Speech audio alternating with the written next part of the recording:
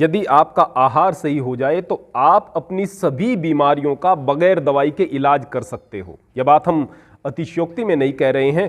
पूर्ण रूपेण किसी भी बीमारी के लिए शायद ही आपको डॉक्टर के पास जाने की जरूरत पड़े यदि आपका आहार सही हो जाए।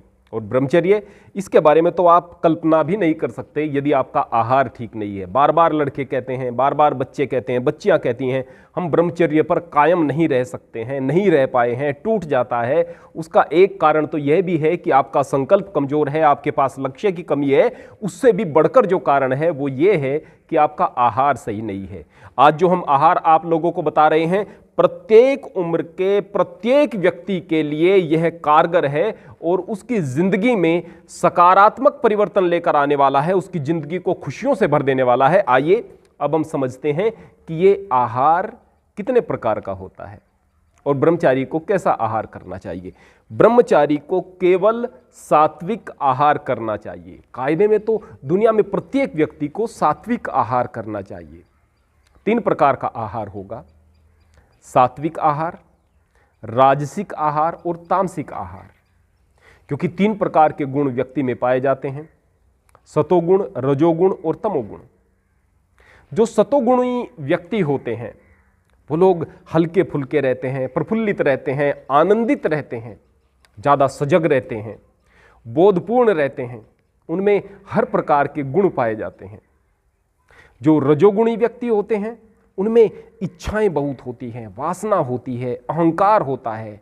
निरर्थक ही वो कभी कभी बहुत ज़्यादा खुश हो जाएंगे और निरर्थक ही इतने दुखी हो जाएंगे कि बस जिंदगी कुछ भी नज़र नहीं आती।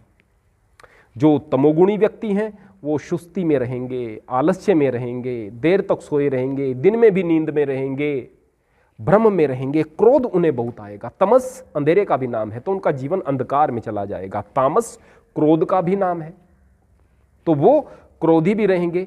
कुल मिलाकर उनकी जिंदगी पूर्ण रूपेण एक बोझ बन जाएगी।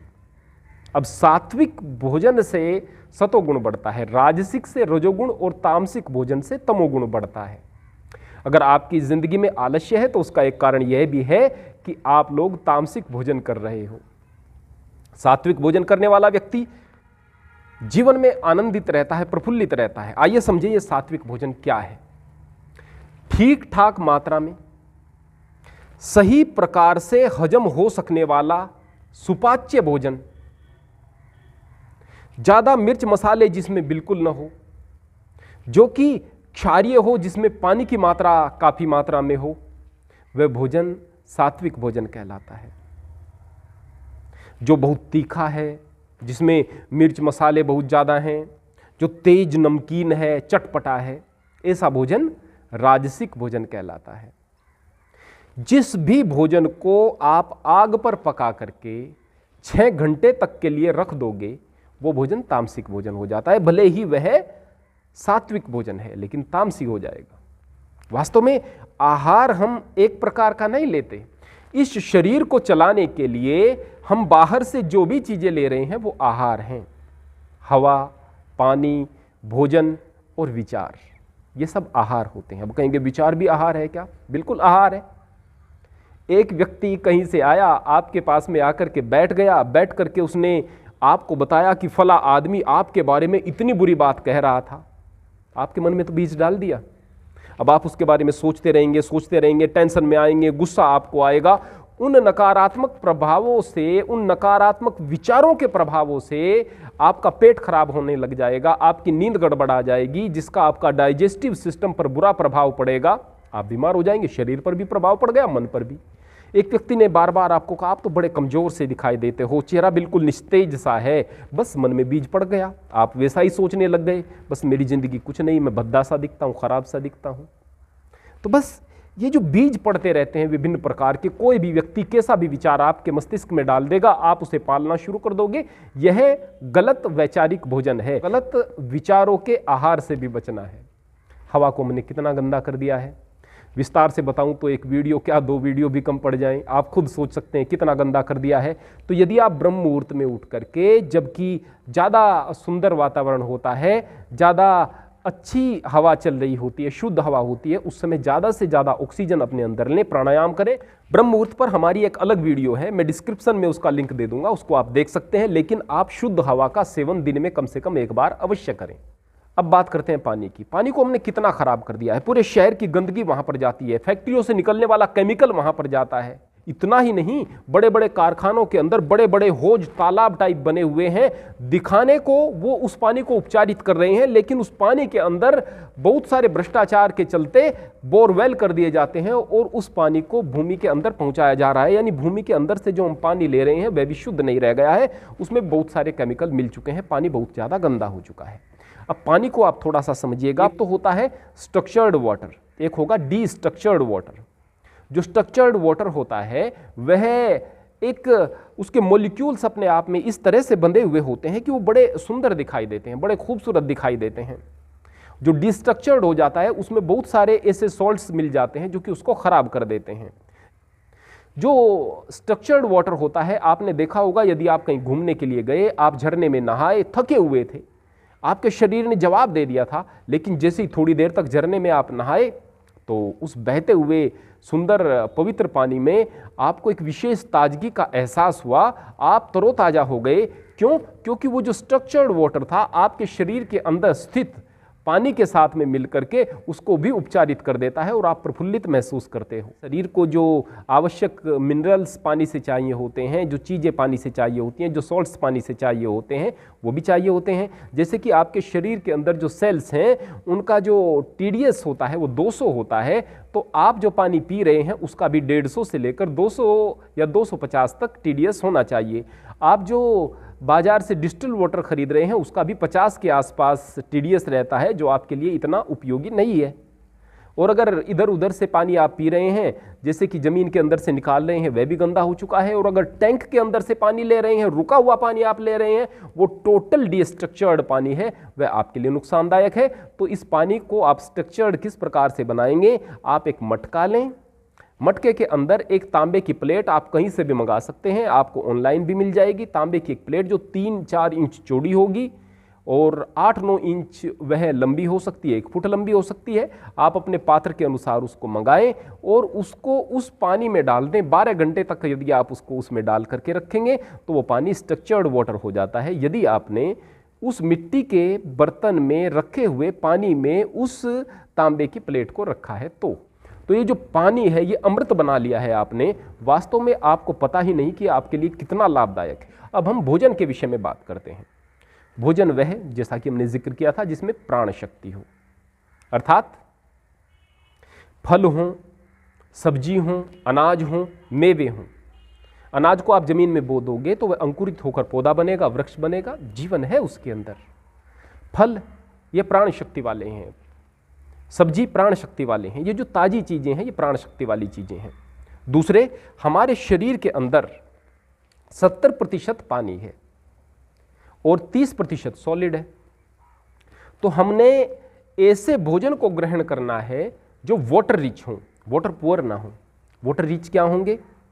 जिनमें पानी की मात्रा ज़्यादा होती है। जिस प्रकार हमारी सब्जियां होंगी, हमारे बहुत सारे फल होंगे, वे वाटर रिच होंगे। कहेंगे कि हम पानी की पूर्ति तो ऐसे ही कर लेते हैं बाहर से जो आप पानी की पूर्ति कर रहे हैं वह पानी इतना स्ट्रक्चर्ड नहीं हो सकता जितना फलों के अंदर से आपको प्राप्त हो रहा है, एक बात। दूसरी बात, वो फल उस पानी के साथ मिलकर के क्षारीय हो रहे हैं। हम जो भोजन करते हैं उसमें उतना ही अम्लीय और उतना ही क्षारीय यदि हम भोजन करते हैं तो हमारे पेट का जो pH लेवल होता है वह बैलेंस रहता है, वह संतुलित रहता है। अगर आप अम्लीय भोजन ज़्यादा कर रहे हैं, क्षारीय कम कर रहे हैं, तो जाहिर सी बात है अम्ल बढ़ जाएगा। जो भी व्यक्ति पेट की बहुत सारी समस्याओं से परेशान है तो समझो उसने अम्लीय भोजन किया है। जो व्यक्ति धातु रोग, स्वप्न दोष इत्यादि से परेशान है और वो ठीक नहीं हो रहे तो समझो उनकी अम्लीयता बढ़ी हुई है। जिनके चेहरे पर निस्तेजता है, तेजस्विता समाप्त हो गई है, तो समझो अम्लीय भोजन कर रहे हैं। जोड़ों में दर्द और बहुत सारी बीमारियां, वो सारी की सारी अम्लीय भोजन से शुरू होती हैं। यहाँ तक कि कैंसर वो अम्लीय भोजन से शुरू हो जाता है। अगर आप बहुत ज़्यादा अन्न ले रहे हैं तो अन्न के अंदर पानी तो नहीं है, अन्न तो टोटली सॉलिड आप फूड ले रहे हैं।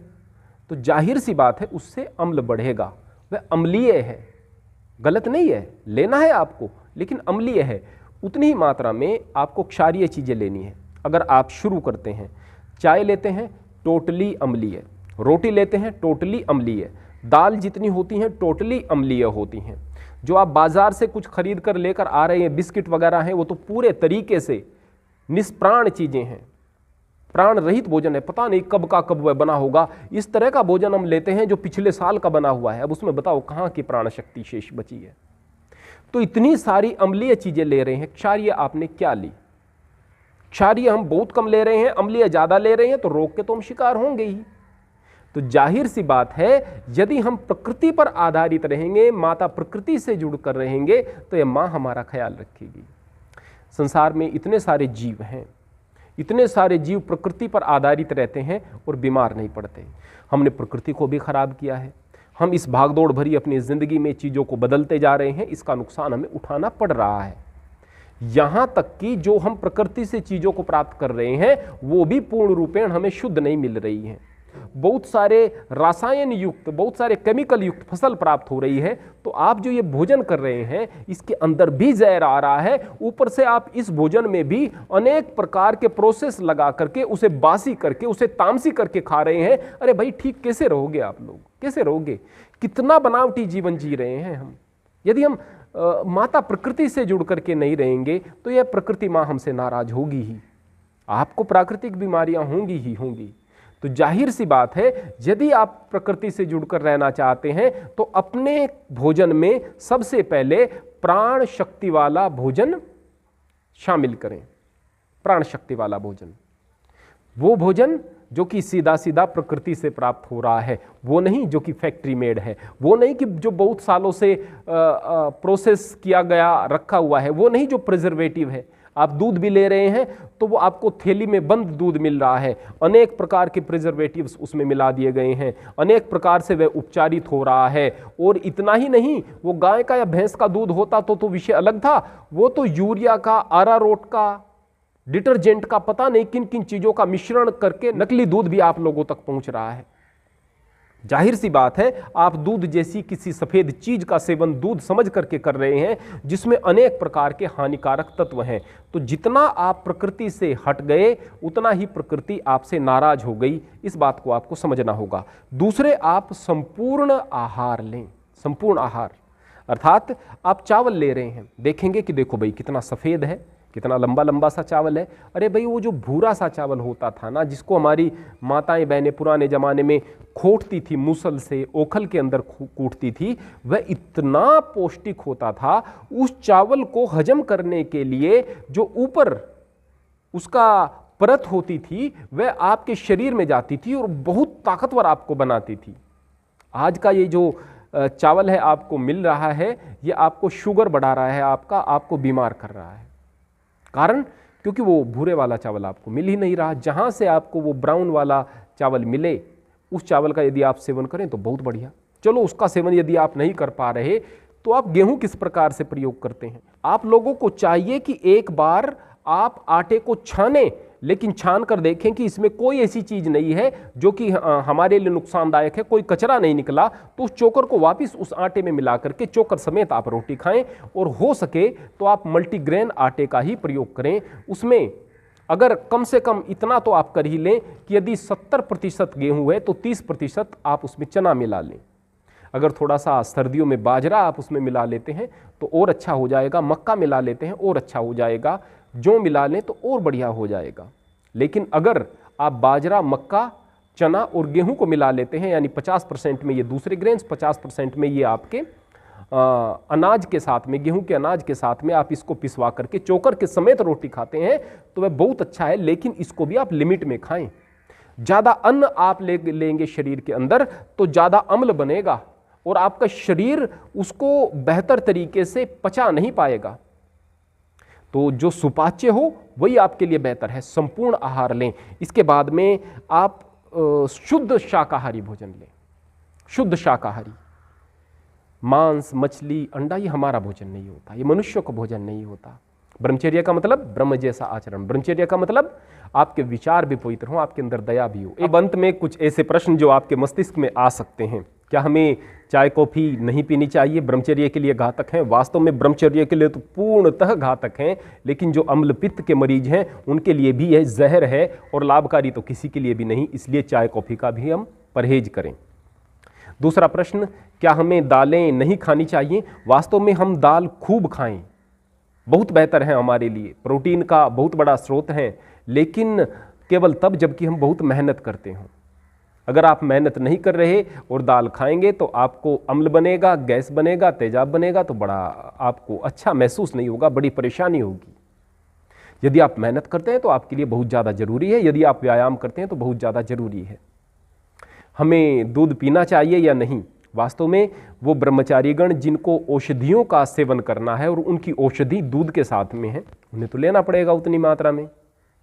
जो सामान्य व्यक्ति है, सही प्रकार से उनकी कदकाठी है, उनको दूध की जनरली आवश्यकता नहीं, क्योंकि दूध एक भारी भोजन होता है। लें तो बहुत कम मात्रा में लें, और हो सके तो उसके स्थान पर आप नारियल पानी लें यदि आप लेने में सक्षम हैं तो। और यदि लेना है तो सूरज छिपने से पहले पहले यदि आप दूध ले रहे हैं तो ब्रह्मचर्य के लिए भी अच्छा है और आपकी सेहत के लिए भी अच्छा है। हाँ, बूढ़े व्यक्ति सोते समय ले सकते हैं, लेकिन बहुत कम मात्रा में। अधिक मात्रा में यदि आप दूध लेंगे तो उसके विपरीत परिणाम ही होंगे, आपका कफ भी बढ़ेगा और अनेक प्रकार के रोग आपको हो सकते हैं।